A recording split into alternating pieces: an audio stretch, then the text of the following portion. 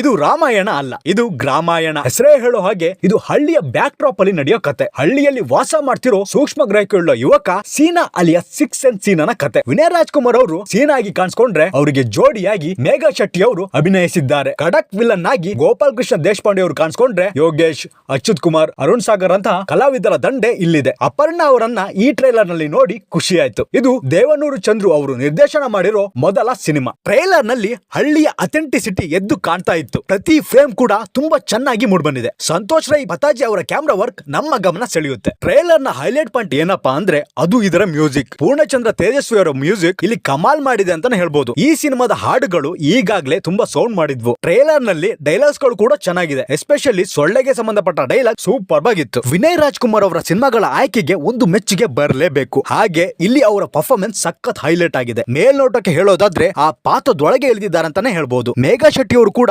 ಸಖತ್ ಆಗಿ ಪರ್ಫಾರ್ಮ್ ಮಾಡಿದ್ದಾರೆ. ಟ್ರೈಲರ್ ನಲ್ಲಿ ಅವರ ಪಾತ್ರ ತುಸು ಹೆಚ್ಚೇ ಪ್ರಾಮುಖ್ಯತೆ ಪಡೆದುಕೊಂಡಿದೆ. ಇನ್ನ ಅಪರ್ಣ ಅವರ ಪರ್ಫಾರ್ಮೆನ್ಸ್ ಇಲ್ಲಿ ಹೈ ಸ್ಕೋರ್ ಪಡೆದುಕೊಳ್ಳುತ್ತೆ. ಟ್ರೈನ್ ಕುರಿಗಳನ್ನ ಗುದ್ಕೊಂಡು ಹೋಗೋ ಸೀನ್, ಜೆಸಿಬಿ ಟ್ರ್ಯಾಕ್ಟರ್ ನ ಡೆಸ್ಟ್ರಾಯ್ ಮಾಡೋ ಸೀನ್, ಕೊನೆಯಲ್ಲಿ ಜಾತ್ರೆ ಸೀಕ್ವೆನ್ಸ್ ಅಲ್ಲಿ ಸೀನ್ ಗಳು ಬಹಳ ಚೆನ್ನಾಗಿದ್ವು. ಟ್ರೈಲರ್ ನಲ್ಲಿ ಸಿನಿಮಾದ ಕಥೆನ ಎಲ್ಲೂ ಬಿಟ್ಕೊಟ್ಟಿಲ್ಲ. ಆದ್ರೂ ಒಂದು ಒಳ್ಳೆ ಭರವಸೆನ ಈ ಟ್ರೈಲರ್ ಕೊಡುತ್ತೆ. ಇದೇ ಜುಲೈ 3ಕ್ಕೆ ಚಿತ್ರ ರಿಲೀಸ್ ಆಗ್ತಾ ಇದೆ. ಈ ಚಿತ್ರಕ್ಕೆ ಒಂದು ಒಳ್ಳೆ ಯಶಸ್ಸು ಸಿಗ್ಲಿ ಅಂತ ಹಾರೈಸೋಣ. ಸಿನಿಮಾಗಳಿಗೆ ಸಂಬಂಧಪಟ್ಟ ಅಪ್ಡೇಟ್, ರಿವ್ಯೂ, ಡಿಸ್ಕಷನ್ ವಿಡಿಯೋಗಳಿಗಾಗಿ ಸಬ್ಸ್ಕ್ರೈಬ್ ಮಾಡ್ಕೊಳ್ಳಿ. ಈ ವಿಡಿಯೋಗೆ ಒಂದು ಲೈಕ್ ಕೊಟ್ಟು ಸಪೋರ್ಟ್ ಮಾಡಿ. ಟ್ರೈಲರ್ ಬಗ್ಗೆ ನಿಮ್ಮ ಅಭಿಪ್ರಾಯವನ್ನು ದಯವಿಟ್ಟು ಕಮೆಂಟ್ ಬಾಕ್ಸ್ ಅಲ್ಲಿ ತಿಳಿಸಿ. ಇನ್ನೊಂದು ವಿಡಿಯೋದಲ್ಲಿ ಮತ್ತೊಮ್ಮೆ ಸಿಗೋಣ.